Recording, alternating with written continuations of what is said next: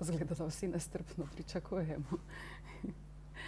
Torej, dober večer in dobrodošli pri nas v knjižnici Ksaverja Mežka. Po vseh ostalih dogodkih, ki so zaznamovali našo sezono oziroma začetek sezone, jesen v naši knjižnici, je potem, ko je preteklo že kar nekaj vode, čas za nekaj poezije. Zelo me veseli, da je danes z nami domačinka Sara Nuša Golob Grabner, ki je še pri ne 25 letih pri Kulturnem centru Maribor izdala svoj literarni prvenec Gnijoče rože. Sara Nuša, lepo pozdravljena in dobrodošla pri nas. Hvala, pozdravljeni. Midve imava še cel večer pred sabo, tako da predlagam oziroma bo morda najbolje, če nas v ta literarni večer pospremi pesem naše nocojšnje gostje Urške Videnšek.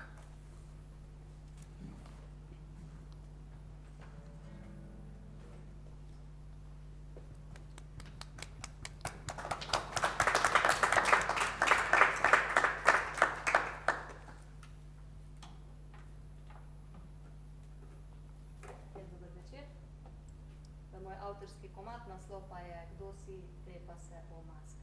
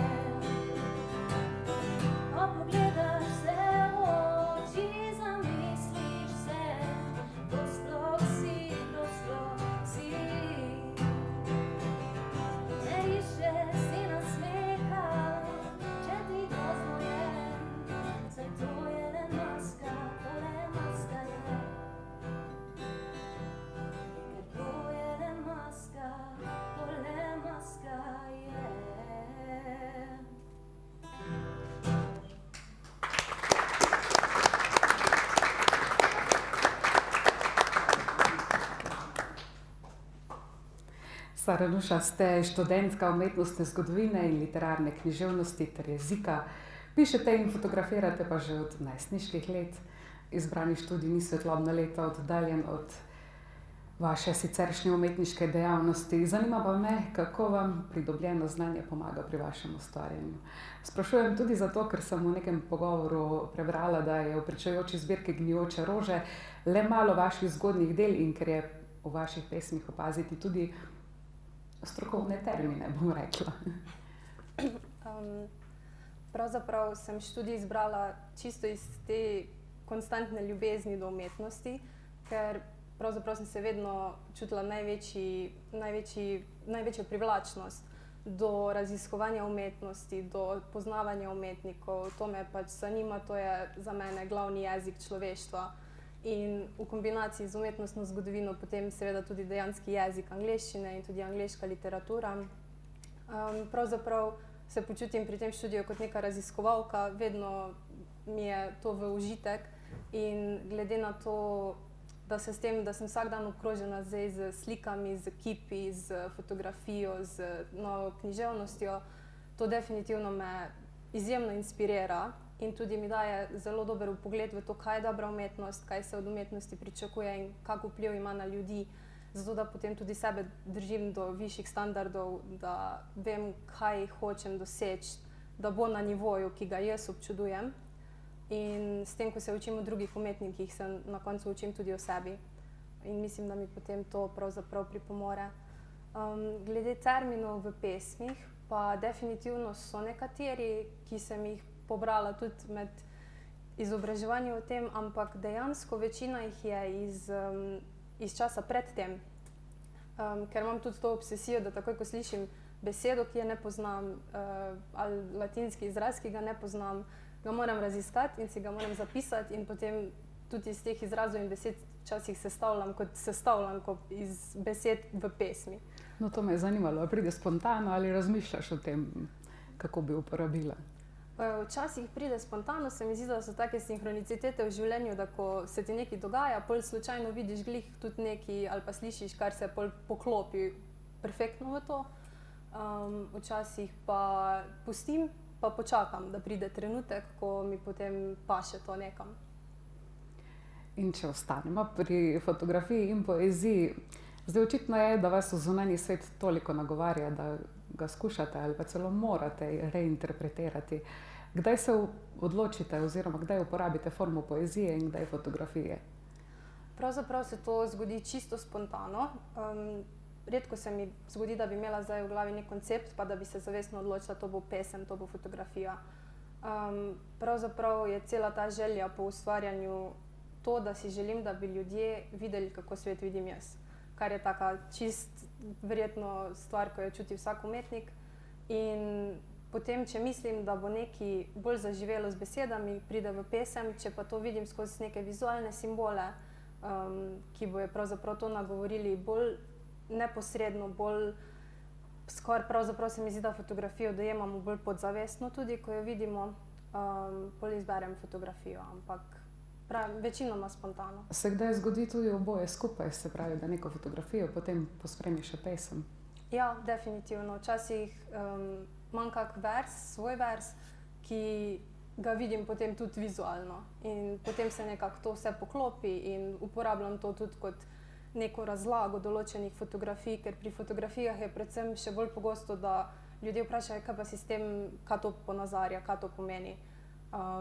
In mogoče, če je pol pesem, to se nekako bolj ujame to bistvo, kot pa če bi jaz zdaj razlagala to v nekih navadnih povedih. Zdaj, če komu to razjasni stvari ali pa jih še dodatno oteži, ne vem, ampak meni se to pač pol ful poveže. Danes torej predstavljava vaš prvenec Gnijoče rože, ki je izšel pri Kulturnem centru Maribor. V njej je približno 100 pesmi. Kako ste izbirali, kaj gre vanjo in kaj ne?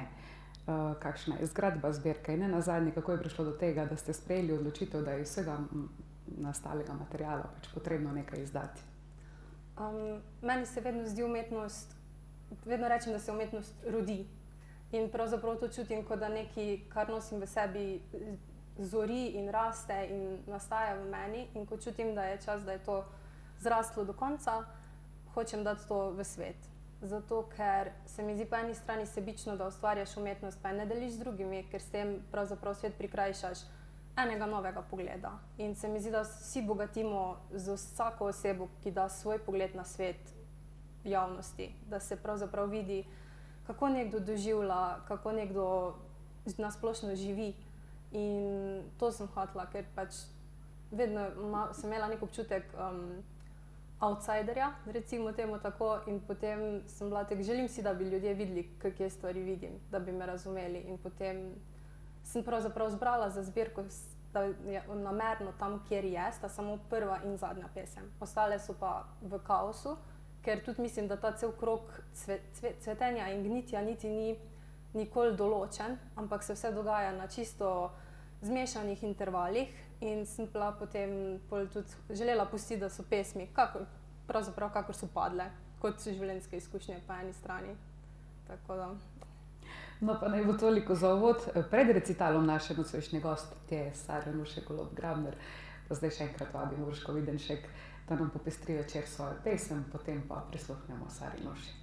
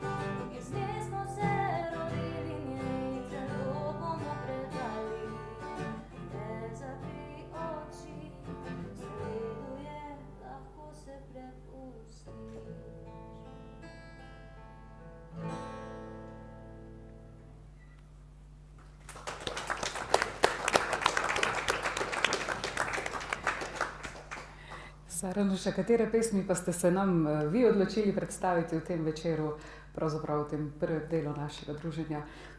Če morda opišete vse skupaj ali pa preberete, pa potem kaj komentirate, kakor vas je volja. Pravzaprav sem pesmi zdaj izbrala po tem sistemu, da želim prebrati prvo pesem, ker se mi zdi, da napove ton cele zbirke. Ostale pa so tak lep miks žalosti in upanja, kot je tudi primerno celemu konceptu zbirke kot gnijoče rože. Ene cvetijo, ene gnijejo in dajo, upam, da občutek tega, o čem je zbirka, kako poteka in kaj govori. Torej, prva pesem je Nič več. Mene ni več. Morda sem bila nekoč majhna drobna koščica, ki je vase vpijala nebo. A več neba, kot je popila, manj je bil modro obarvan zrak namenjen njej. Zato se je posušila na tleh in se zataknila v podplat čevlja, ki je stopil na njo. Čarala sem sivim betonom in mešala gnile rože, da bi se z mešanico premazala in postala bitje vsega nebeškega in zlatega, odeto v slino kritikov, ki se blešči kot potno telo ljubimca na soncu. A ljubila bi se le svojim telesom, tako pretkanim z gnojnimi ranami, da je vsaka celica v meni srbeče boleča in gnusna, ker ji nisem nikoli privoščila trpke bolečine polnih pljuč zraka. Morda je kje še ostalo tkivo, ki se lušči z mojih ustnic, ko zlijem čez njih žolč in požrem svoje jetra, da ne bodo nikoli več zrastla. Nihče več jih ne bo razkljuval. Preperela veja, ki jo je odtrgala nevihta, je moja sestra, mene pa ni več.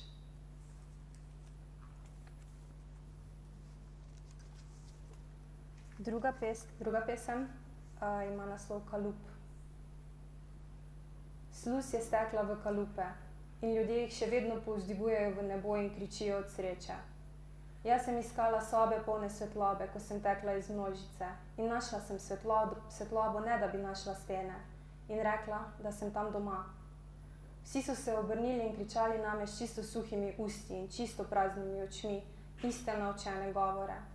Sivi popoldnevi so se želeli kot kameleoni zliti z mojo kožo, a našla sem rdeče utripe in jih objela. Še vedno jih slišim, kako kričijo še vedno isti govor. Daleč stran so, jaz pa utripam rdeče.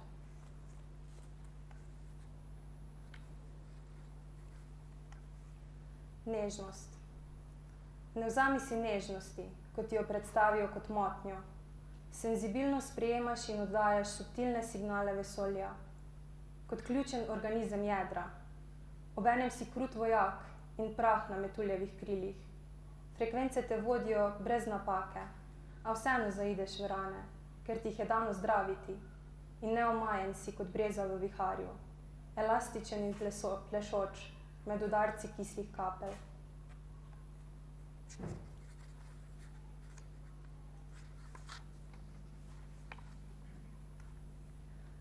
Grdo. Hočem videti grdoto. Hočem, da ljudje izgovorijo besede, ki so jih zakrili s tišino, ker nočejo s kričanjem podreti belih sten. Dolgočasi me siljenje v luč, siljenje v ljubezen in lahke nežne stvari, ko pa oddaleč vidim ogabno temno kruto bitje v tebi. Tvoja sladkost se mi gabi, če ne priznaš, da pod tabo vedno leži senca. Tvoja popolnost me ne briga, ker še nikoli nisi upal krvaveti zaradi hoje po ostrem kamenju. Ne bodi ob meni, če se želiš greti ob kaminu. Jaz sem le ogenj.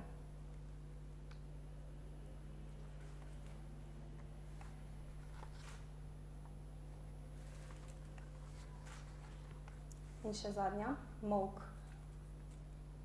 Če bi lahko, bi molčala. Molčala bi in ustavila potovanje zvoka. Molčala bi in ustavila tok besed na papirju. Molčala bi in ustavila interpretacijo slik, ki jih nizam pred očmi. Odvrgla bi odgovornost človeka. Molčala bi in se skrila daleč v globine morja. Od tam bi gledala proti nebu in božala tihe žarke. Ničesar več ne bi delila in širila, nikogar ne bi prepričevala in nikogar prosila, nikomur ne bi vsiljevala globokih vdihov in ne bi odpirala misli, ki so zaklenjene skrinje. Tišino bi varovala kot novorojenega otroka in moje izginotje bi bilo neopaženo. Brez napora bi se ločila od norosti, Živela bi brez odtisov in zapustila bi solze, ki so me zvesto spremljale. Izbrala bi molk, v njem bi obupala, a v njem bi okrevala. Hvala.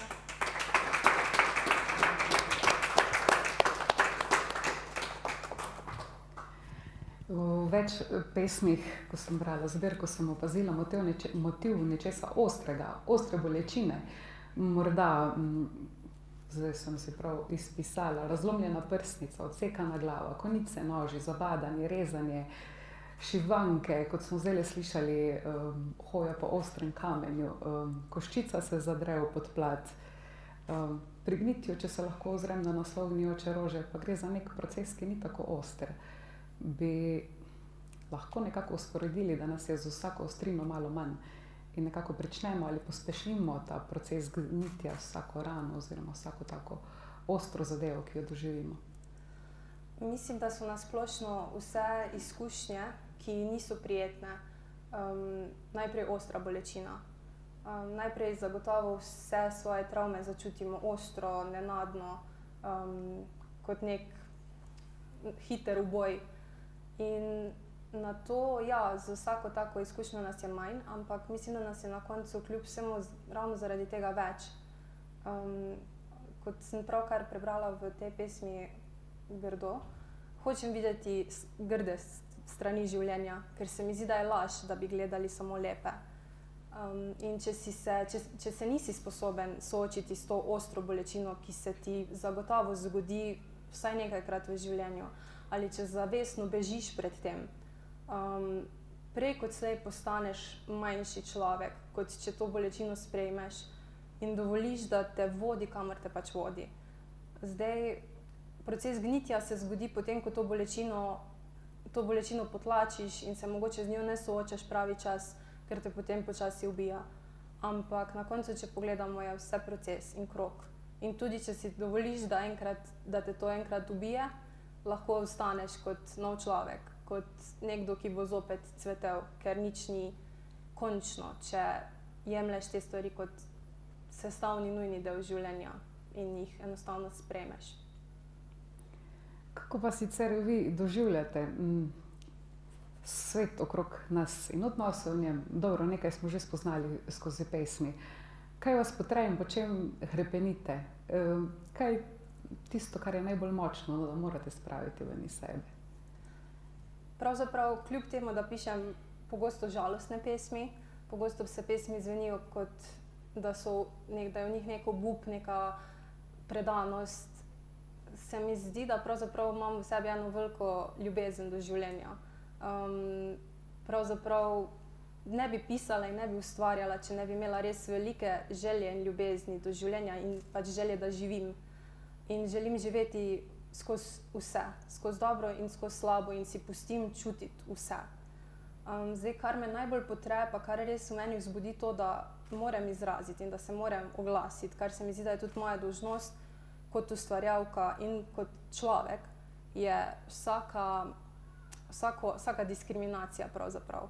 Zdaj pa naj gre to za diskriminacijo samo med ljudmi, na splošno drugačnost, kakršnakoli že, ali bolj resne velike stvari, kot so rasna diskriminacija, spolna diskriminacija, karkoli. Tudi se mi zdi, da imajo moje pesmi včasih tudi politično noto, čeprav ni tako jasno izražena, ampak to so stvari, ki se mi zdi, da so najbolj pomembne, da je najbolj pomembno, da o teh stvareh govorimo, tudi če skozi umetniški jezik ali skozi direkten jezik, kakršenkoli že, ampak zato imamo glas, zato da opozarjamo na krivice in da se trudimo, da bi bil svet boljši.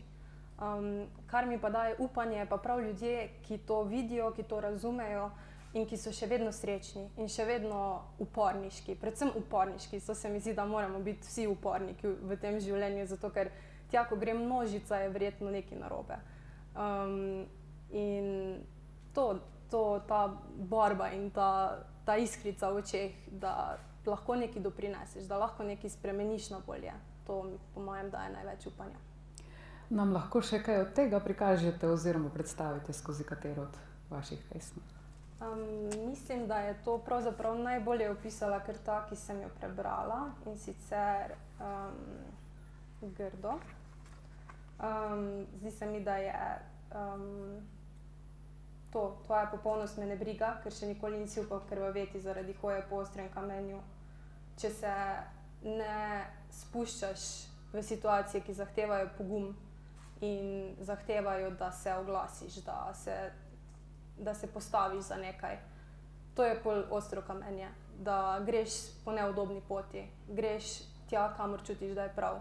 Tudi če je ta pot najmanj konvencionalna, zato ker na koncu boš prvo kot prvo lahko ponosen na sebe, drugo kot drugo pa boš vedel, da si se potrudil nekaj spremeniti, pa nekaj dodati družbi. Pa morda še katero od tistih veselih? Vidimo.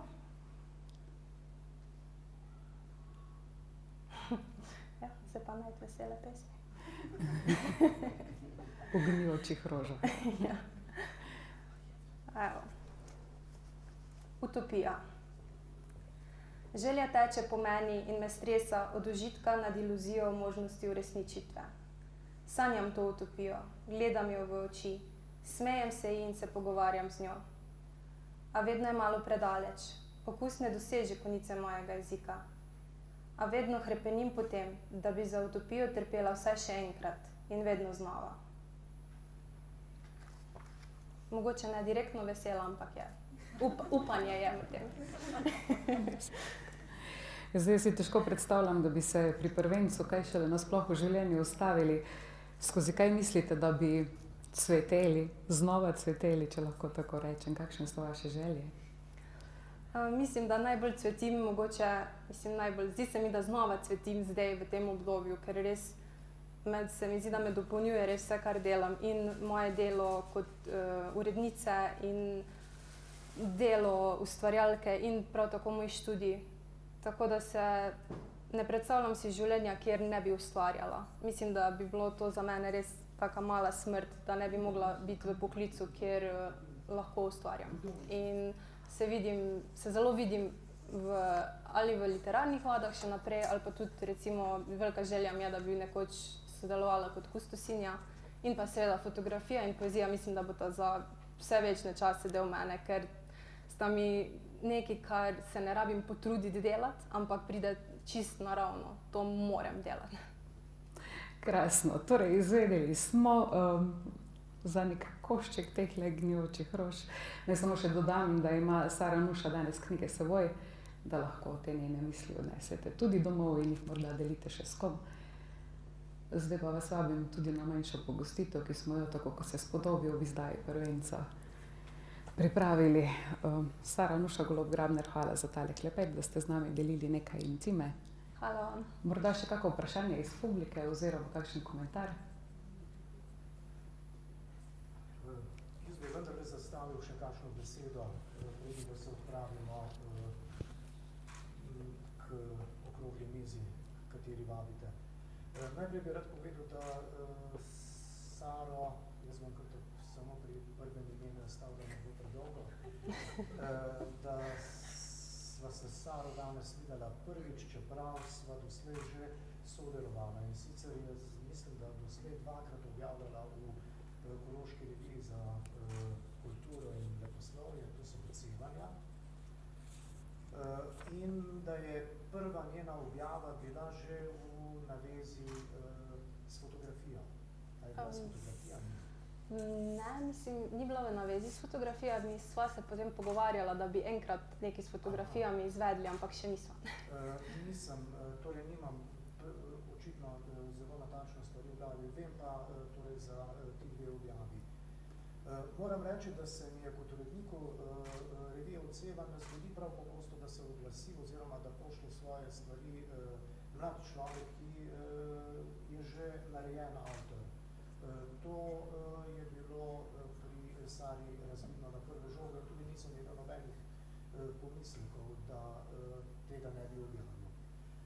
No, zdaj, ko sem dobil od založnika oziroma iz založbe njeno knjigo, moram reči, da je nisem predelal v celoti, prebral vse, sem pa seveda prelistal nekaj stvari, prebral nekaj pesmi in moram reči, da me je tu in tam, kot se temu reče, katera izmed pesmi ali pa katera izmed prispodob in še kaj kar malo udarila. To pomeni, da se me je dotaknila in da je poezija dosegla, oziroma njena pesem dosegla svoj namen.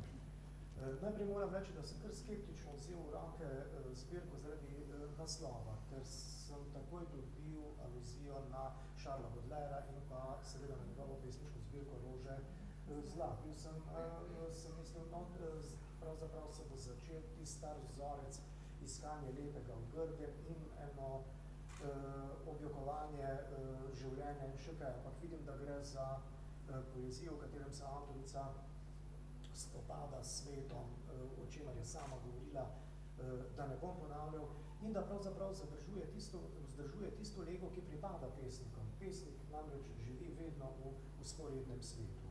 To ne pomeni, da živi v sanjah, da je romantično zanesen, čeprav tudi romantika ni samo zanesenost, daleč od tega. Ampak da pravzaprav z tega vzporednega sveta, ki je predelava realnosti, neprestano opozarja bralca, ki se posveti v poezijo, na to, da s tem svetom nekaj ni dobro, da je treba stvari spremeniti, da jih je treba pognati v nov tok, da je mainstream nekaj najslabšega, kar se lahko zgodi, kar ste spet prispodobo rekli, da tam, kamor drvi množica, tam se ne dogaja zagotovo kaj dobrega in velikega in tako naprej. Drugače je pa seveda o poeziji govoriti, a sem predolg? O poeziji govoriti je pravzaprav zelo težko. Namreč zakaj? Zato, ker je poezija ena najtežjih disciplin izmed vseh umetnosti. Zahteva maksimalno koncentracijo, zahteva sodelovanje bralca, zahteva pravzaprav razreševanje metaforičnega in še kakšnega sveta. In ne bom vas zdaj vprašal, ampak sami pri sebi si odgovorite, koliko pesniških zbirk ste le prebrali v zadnjih 5 letih. To samo govori o tem, da je to, če je že branje tako naporno, kako je naporno pravzaprav šele ustvarjanje. In kako se moraš dati stvarem na razpolago, da upaš v nekih legah intime samo izpovedovanja izreči to, kar pač izrečeš. Naslednje, kar sem seveda videl danes, ko sem poslušal ta razgovor, pa tudi voditeljica razgovora je na to opozorila, govorim pa tudi svoje izkušnje, zdaj pa prosim, naj ne bo to, kar bom povedal, nehigienično. Bil sem letos republiški selektor, državni selektor za poezijo na tečaju mlade slovenske literature in ravno v petek smo razglasili Uršljana za letošnje leto. In s temi mladimi ljudmi, ko sem bil skupaj, moram reči, da so izredno načitani, da zelo veliko vedo, da je pesnikovanje za njih zelo zaresno delo. To ni tako, kot si včasih mislim, pesnik pač pride domov, pa je slabe volje, pa vrže 3 verze na mizo, pa rečemo, pa se je izpovedal in stvar je upravljena. Ne, ni res. Prava poezija je vedno odgovorna do avtorja, do bralca in do sveta, katerega reflektira oziroma katerega proučuje. Jaz lahko avtorici pri njenih 25 letih in če nazaj pomislim nase, kako trapa sem bil še pri 25 letih, samo čestitam in izrečem za to, kar je naredila s to pesniško zbirko priznanje. Ne bom rekel, da je vse, kar je v pesniški zbirki oziroma kar sem prebral suho zlato, da ne boste narobe razumeli, ker potem te moje besede ne bi imele nobene teže. Ampak če se te pesnik dotakne s 3, 4, 5 dobrimi metaforami, dobrimi prispodobami, dobrimi sporočili, je pravzaprav njegovo delo v pesniški zbirki opravljeno. Veliki nemški pesnik Gottfried Benn v svojem razmišljanju o poeziji, problemi lirike, ima naslov, pravi, da za vsakim pesnikom, ne glede na to, koliko poezija je ustvaril, za njim v življenju ostane v kanonu, v spominu torej človeštva 6 do 8 pesmi. Nič več. In kar skušate se spomniti katerega pesnika, ki vam je zelo ljub in drag, koliko njegovih pesmi poznate. In to enako velja za likovno umetnost in za vse umetnostne zvrsti. Vse produkcija likovna, ker ste študentka umetnostne zgodovine, pri nekem avtorju je 1000, 2000 stvari lahko, ampak tiste temeljne, osnovne, ki imajo v sebi zakonitosti samo njegove poetike, jih je pa komaj kaj in o tistih navadno govorimo. Kako težko je biti pesnik ali pa kako težko je biti umetnik in se uveljaviti seveda v tem najsprostnem svetu, ki mu je najvažnejše, kaj dati vase, nase in pa podse, da bom še malo podoben, je mogoče v tem najbolj govori ta podatek. V Parizu, ta trenutek v Parizu, prosim, samo v Parizu, ta trenutek ustvarja in se skuša uveljaviti na trgu in preživeti 30.000 slikarjev. In spopad s pesmijo in s poezijo in s to literaturo, zdaj, ko vidimo v sebi, v tej knjižnici, ki je ni majhna, ni pa tudi ekstremno velika, vidite, da mora biti v pesniku najvršen poseben ogen, da se skuša vsem tem papirjem spopasti in se preložiti zraven in reči, no, tu pa sem jaz. Zdaj bom pa končal. Najlepša hvala.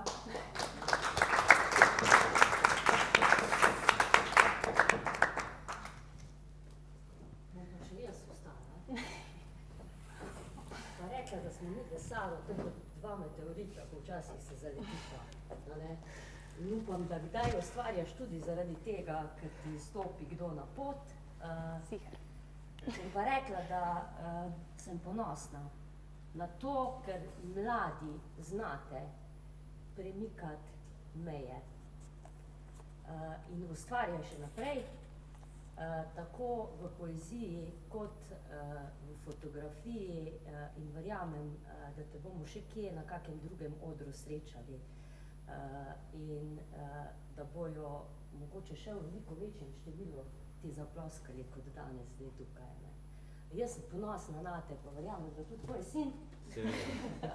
Tako da želim ti vse naj še naprej. Hvala.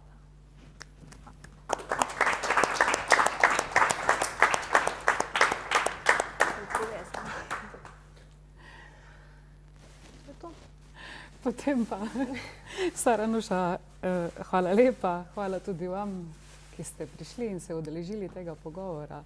Zdaj pa vas torej vabim tja. Pa lep večer. Ste od uredništva. Čestitke za vse, kaj ste v letošnjem letu dosegla. Hvala. Kot pesnica, kot urednica, kot fotografinja. Hvala. Čestitke.